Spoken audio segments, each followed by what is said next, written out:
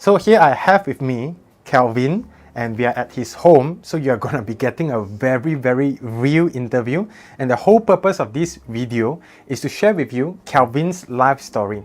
So here I have with me Kelvin, right? So you may not know him because he's a Singaporean, but I know him, and I think he has a very interesting story to share with you. And if you want to start investing, or if you're already investing and you want to do it very, very well, he's one of the best investor that I know, and also very remarkable because he has done it in such a young age.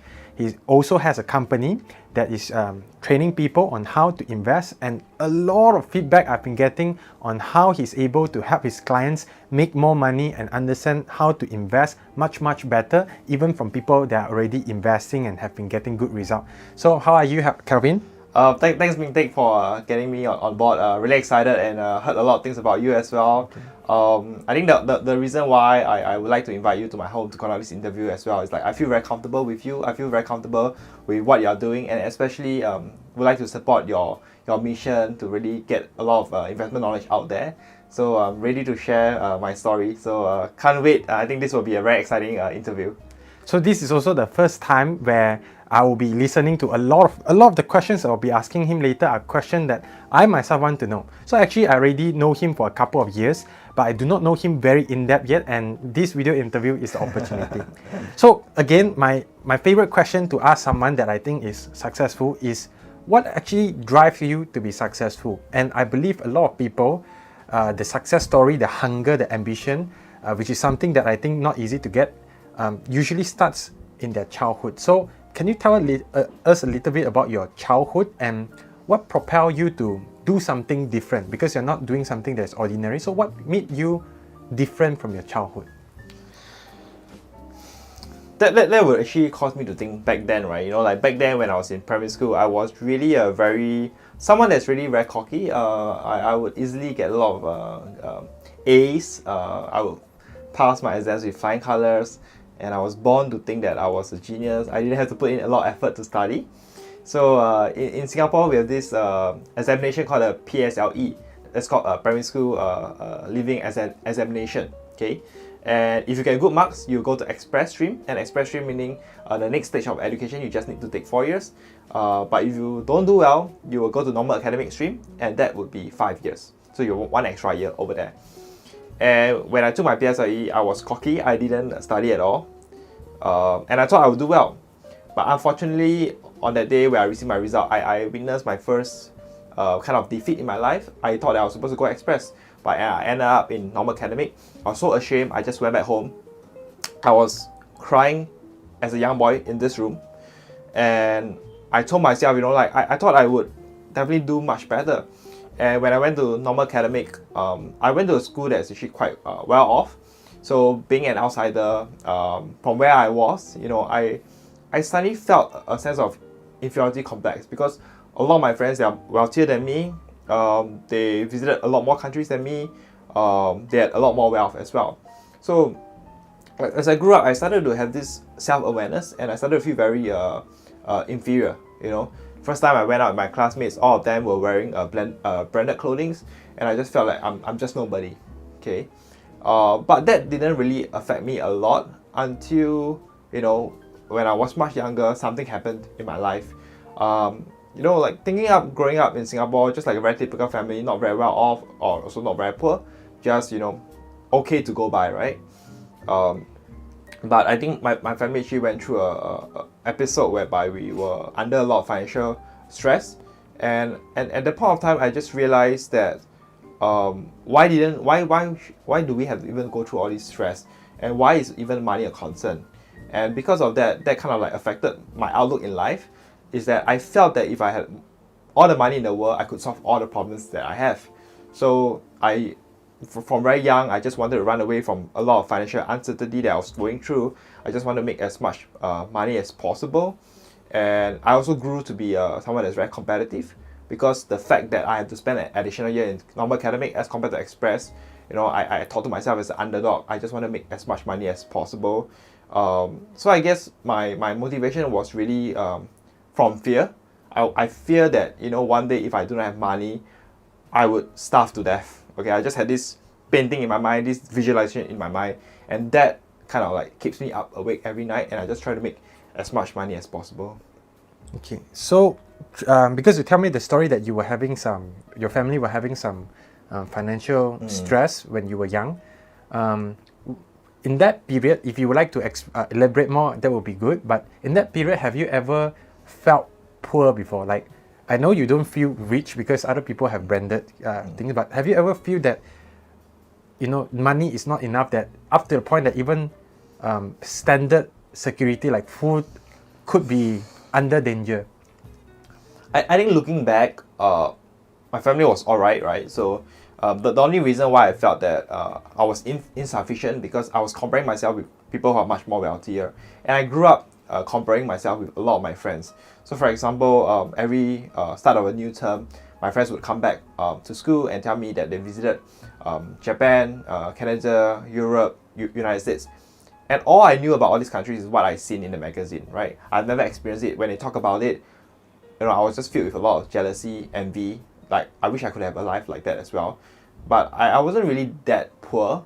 But I think what made me fearful is a lot of comparisons that were made. So in some way, I also put myself in a situation where I felt that I needed to do very well. But in terms of being poor to an extent where I had no food, I think that's not an issue. Yeah. So it's safe to say that the thing that is driving you is your sense of competitiveness. Correct. Competitiveness, and number two is you are looking for security. Correct. So it's not really that, you know, you want the money for, you know, sports car, everything. It's just that you're someone by nature, you're already competitive, but number two, you understand the importance of money to give you security, and that's why you're doing so many. Yeah, I felt that if I had all the money in the world, I could really just solve all the problems and I wouldn't have any problems. So that was a very naive thinking, but that thinking kept me going on, you know, when I was very young. And that thinking led me to do several businesses as well. So like I say, you know, when I went out with my friends, they were all wearing branded clothing. So what did I do, right? I went to Orchard Road, that's like a shopping district in Singapore. I took down the prices of all the items that the branded clothing, right? Like for example, Armani shirt, that's about $90. Fredberry polo tee, that's about $120. I memorized everything in my head, you know. And when it comes to year-end sales, I'll go to the United States. I'll purchase them at a fraction of a price, convert the thing, bring it to Singapore, and let's say for example, Armani exchange shirt probably costs about $90, right? But when I purchase it, it's probably about $40, and I'll sell it at $70. So I kept doing that business quite a lot, and to an extent, I generated over $15,000. Can I cut you there? So you are selling those clothes to who? To customers that I found on forums. So I would purchase the clothes, I'll take very nice pictures, I'll show them it's authentic, I'll show them the receipts, and you know, I actually advertise on forums, and that allowed me to make quite a bit of money. And also, what I realized was that I joined Contest, because Contest is basically free money, right? At the point of time, Facebook was just growing. Many businesses, right? They created pages, they want to advertise the products, they want to be well known. So in a way, they are actually attracting more likes. So one way to attract more likes is by running competition. So what I did was that there's a website in Singapore that tracks all the contests on Facebook. So what I found out is that contests could actually give out like free watches, free laptops, or of like electronic gadgets, like free iPhone, stuff like that. So I found out those companies that are not very popular, but they still are giving generous prices like iPhone, like laptop, stuff like that. And let's say the competition period is about 3 weeks, but I will only join at the last week. Why? Because I want to gauge the number of responses. So let's say this contest, right? Tell me why you like brand X so much, and the top a comment will walk away with a free laptop.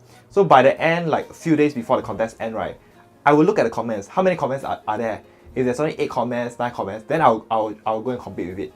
So I'll write nicely, a very nice reply. I'll post it down there. But not only that, I work with my friends. So I tell my mom, my sister, hey, can you comment on that as well? And then I tell my friends, you know, I will give you what to type in. You just type in, and if you win, I'll let you take 30% of the prize money. I'll take 70%. So you see, 8 people participated, but you know, when I participated in, I bring in another 8 to 9 people. So my chances of winning is actually extremely high. So I did that kind of like contest for a while, and that got me over $800. So I made money through that way. But again, ultimately, I just realized one thing, right? When I was doing this business, it required a lot of effort. It required a lot of effort, and I was just working my ass off. And sometimes when I sell clothing, people might not even like I meet them, they say, oh, the size doesn't fit, I don't want to buy it anymore. And I take the time to travel, and that's a lot of wasted time. So subsequently, I just realized, hey, should probably learn how to invest as well. I'll share you a funny story, right? So in Singapore, we have this thing called Polytechnic. So we go Polytechnic, you study hard, then you can get to university, right? But if your grade sucks, then, unfortunately, you can't get to a good university. I knew that I already failed in secondary school because I went to normal academic, which was additional year. I don't want to ever go to a university that I don't want to. So I want to have the grades that I have a choice to say, this is the place I want to go, this is the course I want to go, and I can go in. That is what I want to do. So during poly, I was very aggressive. I wasn't cocky anymore. I was just very humble, just really studying very hard and wanting to get the best result for myself. And best result means what? Being the top. That's what I want to do. So I competed really, really hard. But somehow, I always couldn't get to the top. I was always ranked top 10, right? I wasn't always the top. And just, and semester after semester, I kept, I just somehow I couldn't get into the top, the first in the class, right? First in the cohort. And I just grew a bit frustrated. But what was I studying back then? I was studying fundamental analysis, I was studying about the stock market, I was studying about all these things. I just told myself, in your poly? Yeah, in my poly. Oh, okay. So I just asked myself, Temasek Poly, yeah, so it's not bad. But I think importantly is that I realized that in studying, I could never win some people, however I tried. But I asked myself, is there anyone in the class or in the diploma cohort actually took what they have learned and really practice it, right? I mean, starting to invest as well. And I say, okay, this is a game that I can't play. Why not I just play another game? Meaning I use what I've learned and I invested in a company. So I took about $1,400 to start investing. I was lucky because 3 weeks later, 4 weeks later, that money actually, the stock actually went up by 16%. I made a couple $100. And again, seeing is believing. And from that moment on, I knew that this is something I wanted to do for a long time. And that was the spark of everything as well. Yeah. So actually, if you do not know, like if I've not heard this story, just by looking at, because you have a disguise, you are wearing spectacle and you look like a very nice guy, everything. But after listening to your story, I can hear that deep down you're actually a very, very competitive person. Would you say you are quite competitive? In anything I do, I want to be the best. Okay, yeah. So that's the story, and that's why everything you always want to do something one more, and you're still like that now. Like even for today, I'm still always constantly learning. Funny, right? Because the more I learn, the more I think I should learn more. Okay. I just realized there's so many more things to learn, and throughout my life, I just kind of realized one thing, like what allowed me to become better over time is that this thing called reflection. What I mean by that, like every day, I try my best, like before I sleep, reflect. For example, back then in secondary school, I was really shy, right? I was a very obedient boy, and I got asked to be a class monitor. And class monitor, you have to do a lot of things for the teachers, stuff like that. You got to give speeches, you're gonna help out in the class, and giving talks is not something I'm very comfortable with. So I know that I'm very bad at it, but exactly because I know I'm bad at it, when I went to Temasek Poly, I took a module on that. I tried to improve, right? And I know I'm not very good at sales, right? So over the years, I've been focusing on that. I know I'm not good at certain things, and every single time when I identify a gap in my life, there's certain skill set I don't have, but I think I need to have it. I'll always try to fill that gap. And if I keep doing that for the next 20 years, 30 years, then overall I will be able to become a better person. And I think it's very important is that you should never fear about the gaps in your life. Like, all of us will definitely not be perfect people, but it will be a mistake to know that you have a gap but you refuse to acknowledge it, or you refuse to even act upon it. So something that I want to share with you as well is that I hope that I improve my Chinese. It's a gap that is still there for a long time. Yeah, but in terms of investment, again, I think there's a lot of way, still a long journey to become really a master in investing. So what I've done as well, I've been interacting with a lot of people in Asia, but starting in this year, I've been connecting with more Americans. So I just want to find out how they are thinking about the stock market. How did they choose what kind of companies to buy? So all my life is that I'm just trying to fill up the gaps in my life. And how do you do that? You need to reflect and you need to have the self-awareness. What are you good at and what you're weak at, right? A lot of people like to focus on what you're good at, right? But to be very effective in who you are as a person, and especially if you're running a company, you gotta have like several skill sets so that you can be an effective person. So really, sometimes you gotta focus on your weaknesses as well. Yeah. Okay, I think that's a very, very good insight into how he thinks and what is his principle in success and overall. And can I ask you, when was what age did you start doing your business, the Armani trading, and where do you get the capital? Okay, I think that was around like 18 years old.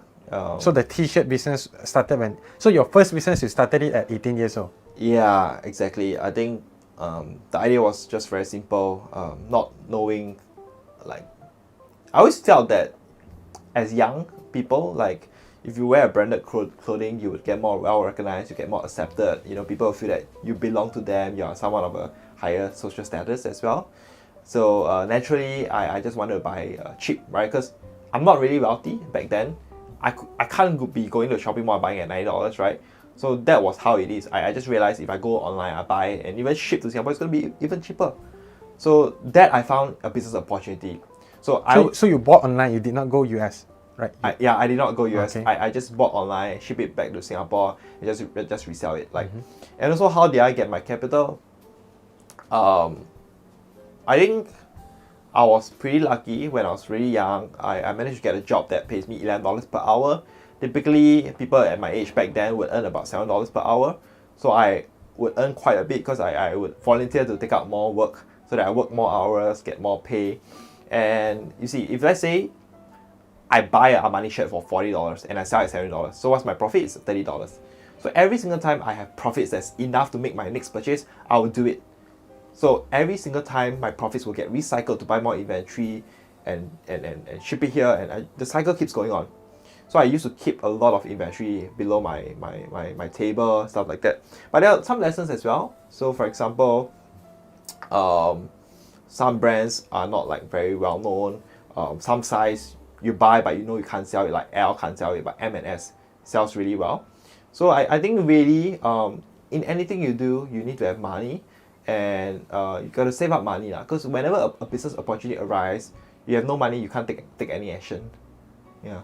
Okay. I think this point later we're gonna tie it all together, and I think it has a lot to do with working hard and being frugal.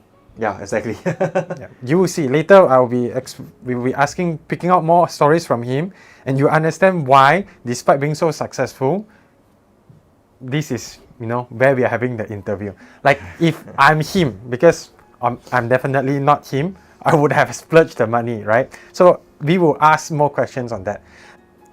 So I think your lesson, can you share what kind of job did you do as a child or what? When was your first job? What was your first job? So my first job is that in Singapore, after O levels, most people will work as a waiter, waitress, and obviously I also went along with that line. So that's 17 years old. Okay, my maths is a bit bad, but I think around that age. Okay. So after O levels, I followed my friend. One of my friends called Terrence say, hey, why don't we work at this restaurant? Then I said, okay, sure, let's work in a restaurant. As you know, restaurant maybe they don't pay well, but I think $7 per hour at our age is considered quite a bit already.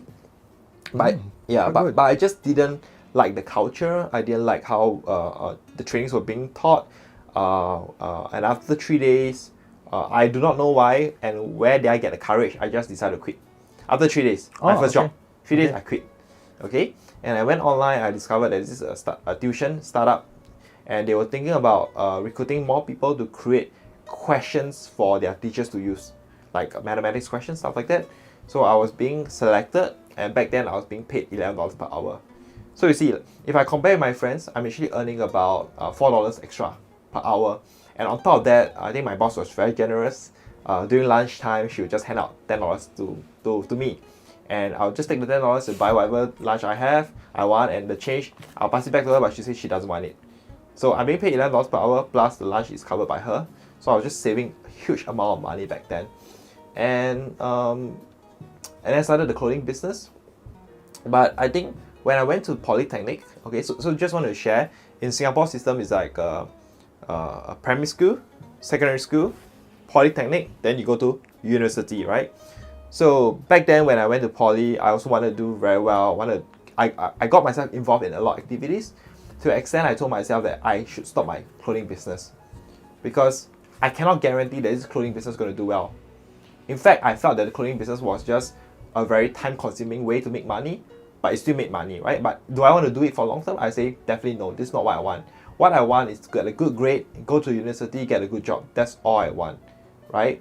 And because of that, I decided to drop my clothing business altogether. Had about like 15k, 20k thereabouts, and that formed the basis of how I started investing. Because again, I didn't do well. I mean, I want to be the top, but I couldn't be the top. And after 2 to 3 semesters, I know that this is a game that I can't win. So I want to play a game that I can win, which is why I started investing, which all my friends are not doing. And that made some money, and things be living. And from then on, subsequently I went to army, and I had all this army pay, right, allowances that they pay me. But I saved really hard, and every time. Was it good money, the army pay? Not really. More than $7 per month. $700 per month. Oh, that's not a lot. Yeah, that's not a lot. So I took a lot of money. I took a lot of my army pay. I used to buy books, buy a lot of investment books. Every month I was just buying. And I can't wait for the day where I receive my army allowance so that I can buy more books. And I just kept reading. Okay, another question. I see a lot of books at your home, like everywhere, scattered all around the house. So have you ever always have this habit of reading, or did you only start after you start to pick up investing? Because I see a lot of the books are investment books. When I was really young, I think I didn't have a very good mentality. I was very negative. I was living in fear. I didn't kind of believe that life would be good to me. What I had in my mind was that life is going to be very tough in myself, for myself. So I actually bought this book called Your Erroneous Zone, okay? And that book itself has transformed my way, got me to become a way better person. And just reading a book and applying what were in the book transformed my life tremendously. And you see, I hated reading, but I saw how much the book could actually help in my life, or what the book did for me personally. Like the book cost less than $20, but in terms of the quality of life that I've gotten, like before and after, has transformed tremendously. And also for me, when I started investing, I realized, if I were just to spend on this book and I acquired the knowledge, I spent this book maybe $20, and the knowledge I've gained could make me like $10,000, $2,000, $1,000. The ROI, the return on investment, is tremendous. And from that point of view, I realized that all I wanted is to make my mind smarter every single day. And this is why I would not ever save on investment books. I would always spend and invest, because what am I doing here? I'm investing in my brain. I always tell people today, right, if every single thing is being taken away from me, even my portfolio, my bank account, every single thing, would I be able to rebuild my life back again? I would say yes. It's all my mind. The wealth is in your head. The wealth is not in your bank account. The wealth is not in your portfolio. The wealth is maybe not even in the relationships, right? But the wealth is actually in your head. Do you possess that kind of skill set that allows you to make money for you to come back again? Like most people, I feel that when everything is being taken away from them, they feel shaky because they find the comfort in their bank account. They feel their comfort in the house. But when all these are taken away from them, they feel they're nothing, right? So for me, I just feel that if all these things are being taken away from me, as long as my mind, as long as I'm willing to learn, my life would always be on an uptrend. So can we say that book, your Erroneous Ways. Your Erroneous Ways, is the first? Is it a self-help book, like on success mindset, correct. all this? Can we say that is a turning point? Reading that book is a turning point that made you propel you into correct. Getting more knowledge, correct. and thinking, hey, maybe I'm not someone that is made ready. I'm someone that can keep on improving, and I can keep on upgrading myself through books. That's number one. Mm-hmm. Number two is what you realize that the right book, if you buy it, whatever expense, however much the book costs, if it's a right book, you can get back tremendous ROI, and this ROI sticks with you. Nobody can take it away from you. Not only you benefit a lot, but this thing sticks with you, and nobody can take it away. And I don't want to live my life making mistakes. I made enough. You know, of course in the future I'll make more mistakes, but you know, reading books is really a cheap way to learn from people's mistakes. Like some people in life, they have made like pretty serious mistakes which cost them financially and emotionally as well. And I think that, you know, just buy a book, $20, learn from it, and you can just avoid like a lot of serious mistakes, right? In life, I think we can't avoid mistakes, but we can minimize the kind of mistakes that we want to make, and then we can be a much more successful person. And I think it improves the quality of your life as well. And when do you pick up investing? Is it because of the poly you are studying? You are the first one that I know that picked up investing in school, like traditional school. Yeah. I would say that one of the biggest motivation came from the lecturer, Mr. Daniel Ng. I think he was one of the very different lecturer, whereby he was formerly a fund manager, and every single time when he taught a module, it always filled with a lot of stories from his personal experience, from his corporate experience, and to me, it felt like investing is not just theory, but investing is alive. And based on that alone, he have always encouraged us to start investing and gave us a lot of book advice, book recommendation. I started reading it, all this content that was pushing out to us, and I knew that I had to go into it. I had to experience it for myself. So Mr. Daniel Ng made investing real to me, and from then I think I just picked it up naturally, and to me I'm glad I did, because unfortunately I would say 90%, even 95% of my cohort, even today, they are not investing. They see it as a way to just get good grades, right? But I see it as a way to make money. For me, again, I felt that when I was young, money could solve all my problems, and I was just thinking, this thing, anything can make money. Let's go and learn it. Let's go and do it. Let's make money. You know, go test it out. You wouldn't know, right? Yeah, test it out. In anything you do, just test it out. Yeah. So in the same poly, his friends got a degree or diploma. His friends got a diploma, but he actually got a real education, which is learning the thing and applying it and making it real, rather than just theory, taking it for the test, right? And I think a lot of people today, you ask them, do you know how to make money? I can tell you, like almost like 5%, 10%. I have nothing against like being employed, right? But being employed, are you actually learning how to make money, or are you learning how to be a good employee so that people will pay you money? People paying you money and you learning how to make money is different thing, right? When you invest in a property, you make capital gains. When you invest in stocks, you make capital gains. When you do anything else, you make capital gains. Yeah, I would say that's considered you know how to make money. But being employed, is it considered like really learning how to make money? No, you're just like learning to be paid for the work that you're doing. So it's a very clear differentiation, and you know, it's a skill set that not many people are really focusing on. Most people just focus on building someone's dream. But if you don't build your dream, someone else, I mean, no one's going to build your dream for you. Yeah, it's just like that. Good. But really have to go and think about it seriously and just kind of like build this skill set out there. So what was your first book on investing? Okay. It could be boring book because it is in poly. Yeah. Then you tell us what was your first book and what are your favorite books? Okay, sure. The first book that I read in poly, kind of recommended by my lecturer as well. It's called One Up on Wall Street by a legendary fund manager called Peter Lynch. I think what really got me interested in this book was that there's this story, they did an experiment to say that even kids in a class, and I mean kids in class, in a classroom setting, if you ask them to select a group of companies and invest, and then you ask professional fund managers to select their own companies and invest as well, and you see the performance of these two groups, right? One are pure kids and one are professionals. And they demonstrated that the kids in the classroom were able to outperform the professionals. You know, how can it be? Like the professionals is doing all this investing stuff for the last 20 years, but yet they underperform like kids, right? And it showed a clear path for me that it cemented me the idea that, you know, I could be young, I could be maybe inexperienced, but can I make more money than the fund managers? You know, I would say absolutely yes, because stories change my beliefs. I would say a lot of people have this self-limiting beliefs. They say that fund managers, because they are well-trained, they have been doing it for 5 years, 10 years, they would definitely always make more results than all of us. Is that true? A lot of times you ask yourself, like all the belief systems that we have when we are growing up, is it true? Like where is the basis of this belief system, right? And that itself made me believe that I could do well in investing. Because without that book, as my start, I would always feel that fund managers have an edge, you know. But what are the kids investing?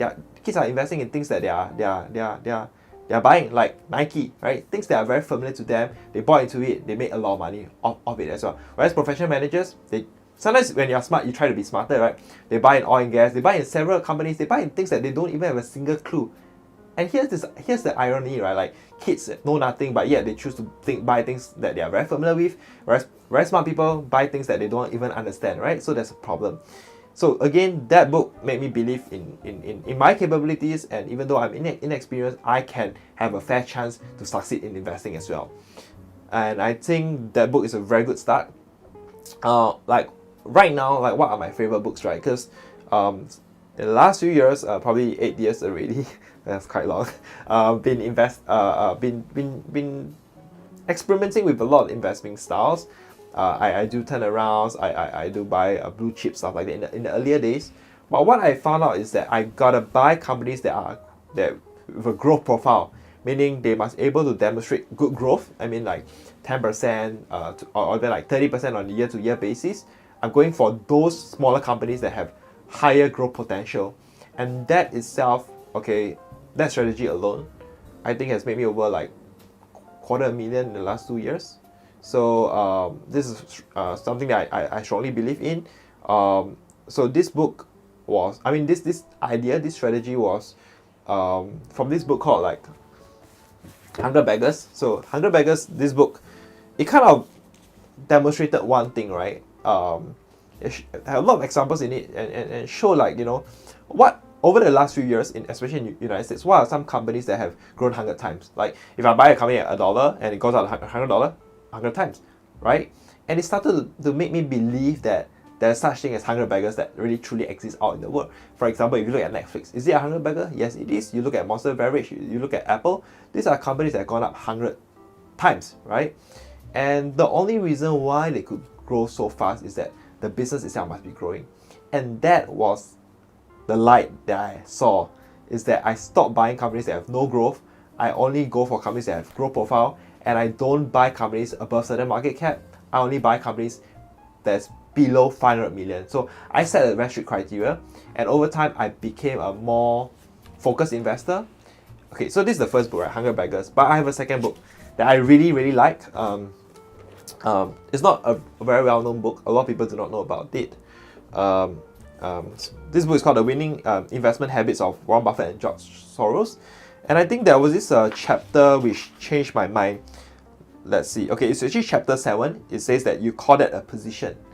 So in this book alone, what I found out is that in our lifetime, we probably see only 1 to 2 or 1 to 5 good companies, like really the best opportunities out there, right? Maybe companies that are very small, that are growing very fast, they have very strong management, all these kind of things, right? And when you see a opportunity like that, do you bet like 5% of your position, 10% of your position, or do you want to go like 50% of your portfolio? So the title itself says that, you know, diversification is for the ignorance. If you really truly know what you're doing, then you're gonna load up heavily. And many people, I think, in the finance world, they feel that if you diversify, you'll do well here and there. But I hold a different view. I feel that if you have 20 ideas, but you know your top 10 ideas are your best ideas, why do you even have to diversify to 20? Why not just hold 10? You might be doing well as well. So after reading this, I decided to say, you know, I'm not here to hold like 20 positions, not here to hold even 50 positions. I'm here to hold my top 5 positions. That means I choose the best of the best and I invest big time into them, right? And that helped me to accelerate my growth tremendously in terms of my portfolio. And I've been teaching people my methods as well, and they have been seeing results as well. So again, 2 books, 100 Beggars, The Winning Investment Habits of Warren Buffett and George Soros. I think this is a fantastic read. Okay. Yeah. So, in theory, we know, let's say after reading this book, we will know that, okay, we need to find companies that, you know, have a long track way of, you know, growth possible in an industry that can be big, even if they are number 1, is that significant and all? We know this in theory, but these are all case studies. Can you give us like 2 or 3 principles of how can we, what other things do we need if we want to apply this and be successful in them? Principles as in Maybe you need to be hardworking, or you need to be disciplined, or okay, for me, the way I look at it is always being innovative, being proactive. So this is something that I advocate a lot in my community as well, is what I call like pick up the phone. Okay, so this is like something that we emphasize a lot. So what do I mean? If you are analyzing something and you feel that you do not know about it, okay, you feel that there are some gaps that you have, what do? You pick up the phone, you try to call the management, ask for help, right? If you are analyzing this company and you realize another investor is buying into this company as well, and this investor probably holds about 5% of the company, pick up the phone, call the investor and ask him, what do you see in this company? Can we discuss about this idea? I think a lot of people see investment as a very private kind of like activity, but how I see it is that I rather look stupid but my portfolio is growing. But what are most people doing right now? They want to look smart in front of everyone, but even that the portfolio is bleeding, they don't care. They just look smart, right? So for me, I advocate, ask all questions. You are stupid, it's okay. Your portfolio is growing, are you happy? Yeah. People can say that, hey, you are so stupid for asking this question, but because of you asking this question, you learn a lot, you make a lot of money. So I guess pick up the phone, in essence, if you talk about it as a principle, it's really being very proactive about going out there and really getting the answers that you want. So that's first thing, right? Being proactive. But second thing is actually being open-minded. I think all of us as investors, we really have different perspectives of investing. Mintek, you might like this idea, I might not like the idea as well. And just realize that in investing there's no ego. You gotta be open-minded, you gotta like get different opinions from many investors, and that's how you do well. So I think really surround yourself with a group of strong investors. And if today I find an idea and I say, this idea is one of the best ideas that I probably have encountered in the last 6 years, and I keep it close to my heart, and I analyze it, will I have like blind spots? Obviously yes. But even if I share with like 5 to 6 people, and if they don't do the research, right, would they have the conviction as me? No. But if they do the research, are they able to spot some blind spots which I probably may not have? Yes, right?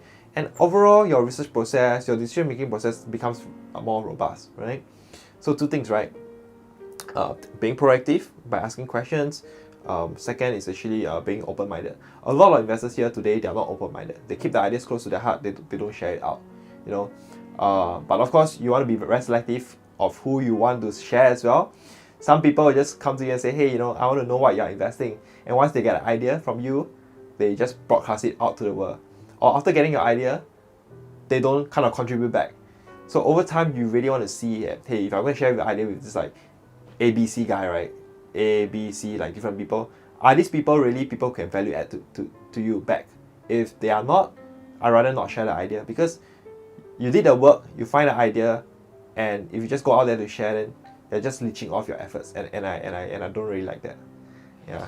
And by idea, what he means is the story to invest in a company with a name, right? That's what you mean by idea. That means this is a stock, and this is why I want to invest in it. That's like an idea in a sense, like a stock idea, like okay, I find this company, I think it's interesting, so that's an idea. Yeah. Okay. So because because the pick up the phone thing, I think is something that is unique, because me and a lot of the people, I used to be practicing like that, and I'm still like that. I tend to be very shy, right? Especially Malaysian and all this. Where do you get this idea that I will go to the management, and what if they don't answer you, right? Will you still invest if it looks good on paper but you can't get to them? I think it's not really a requirement, but of course, we can read whatever we want about the management by hearing the voice, hearing the passion, or hearing whether this guy is low energy, high energy. And sometimes when you talk to someone over the phone, you can feel the person, right? So you can feel whether it's genuine, whether it's consistent, things like that. So that really helps you to develop conviction. Again, that's not necessary for all the investors out there, but for me, I run a concentrated portfolio. I gotta know what I'm investing. I gotta like make friends. I gotta develop a relationship with the management. So I think that itself is very useful for me to develop the conviction. And so really that's not a requirement. And also, how do I even overcome that shyness? I think I always felt that my money is on the line. And when I invest, I'm investing like typically can range to like 80k or above in a particular stock. And if you're investing that amount of money, right, will you allow yourself to feel shy to ask questions? Obviously not, right? Because like if you don't have if you don't ask the question, then what is 80k? You are investing in the wrong stock, then you're gonna like lose money, right? So because of the nature of what I do and putting a lot of money on the line, it forces me to be more proactive, doing more due diligence, asking more questions. And I was trained as well. I was previously under a very capable individual who grew me up. At times, I think the training was very harsh. For example, when it's come to evening time, we're supposed to go home. But 1 hour before that, perhaps 5 p.m., he would just give me an investment idea. Say, Kelvin, can you take a look at this? And by 9 p.m., tell me whether this company should the fund invest in it. It's a lot of stress, right? 5 p.m. and you have to tell him by when? 9 p.m. And you know, some days I was already knowing that I'm going to go home early or going on time. But because of that, I had to do OT just like that. But did I mind? No, I think it's good training. And most importantly, during my time there, I was being trained to ask very sharp questions to the management. And I conversed a lot with the management. So I think it's also an occupational training that I gone through that allowed me to develop the confidence. But I think a lot of times it's not just necessary. Like even if today anyone did not go through the training I went through, could they have the confidence I have? Yes. Again, it boils down to your belief system. Do you believe that you are nothing in front of the management? But come on, right? Management are just people. It could be you, it could be me just running a business. They are normal people. But many investors don't see that. They think that they are inaccessible. They feel that when they're asking questions, they look stupid in front of management. But when we're investing in a company, aren't we thinking about making money?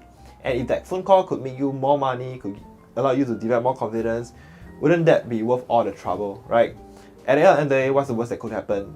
I think a lot of people have this kind of like self-limiting beliefs that kind of prevented them from making results.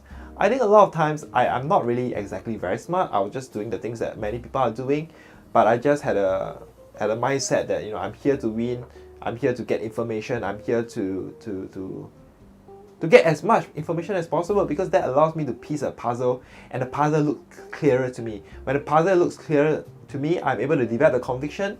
I'm going to bet big, I'm going to make a lot of money. And that is how I've been doing for the last 3 years.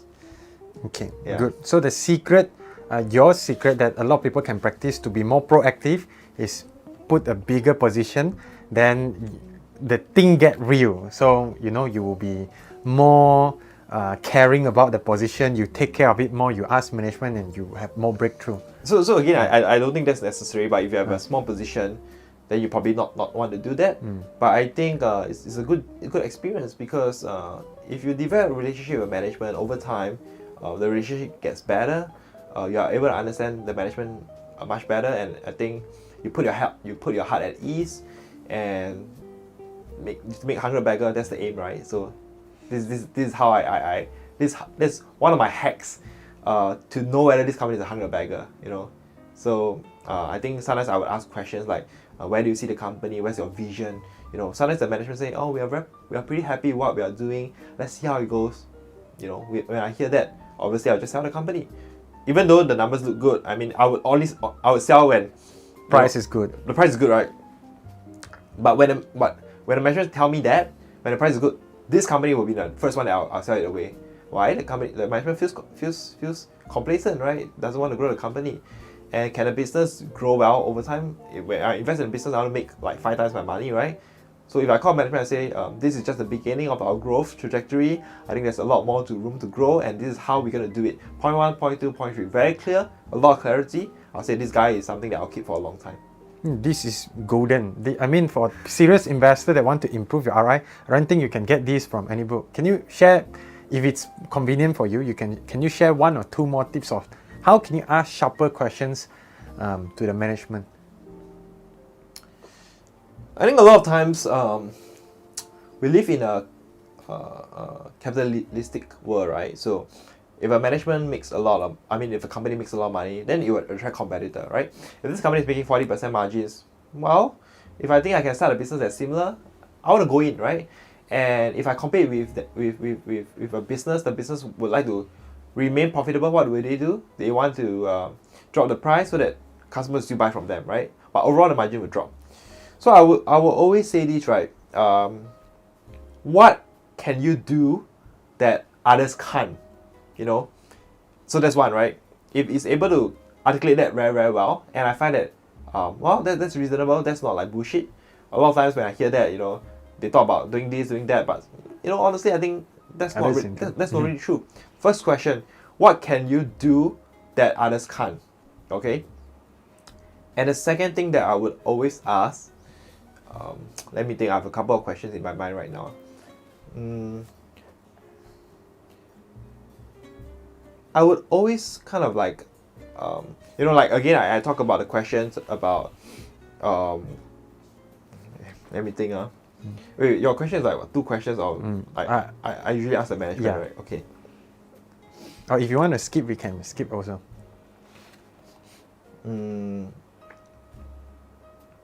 Okay, so this question that I asked, right? I will always tell them like, where do you see yourself in the next 4 to 5 years? And is there a possibility where the business can grow 2 times, 3 times its size? It's very, very important. If the management think that's a bit hard, of course, I think it's really important for you to develop a relationship with the management. So I talk on very friendly terms, and I always tell them, I'm not here to ask for any guidance. I'm not here to ask any future revenues, and I don't want to go to that space because that could be like insider information. But if you could tell me, where do you think this business will be in the next 5 years? Could it be 2 times, 6 times its size? Then if they say yes, probably yes, it's doable. Then I know, okay, this manager have in mind that this business is going to grow for a long term. So in the end of the day, you want to ask questions to pick out ideas on whether this company can, number one, grow, but number two, grow at a pace where they can protect their profit margin. Correct. These are the two. So you want to ask questions that revolve around these two things using your own way. Okay. Yes. All right. So can I ask, who is your idol or people that you think you aspire to in investment as well as business? Can you name a few that our audience can go ahead and follow after this or watch some of their videos, book, if available? I think I'm going to disappoint the viewers on the part of investing, because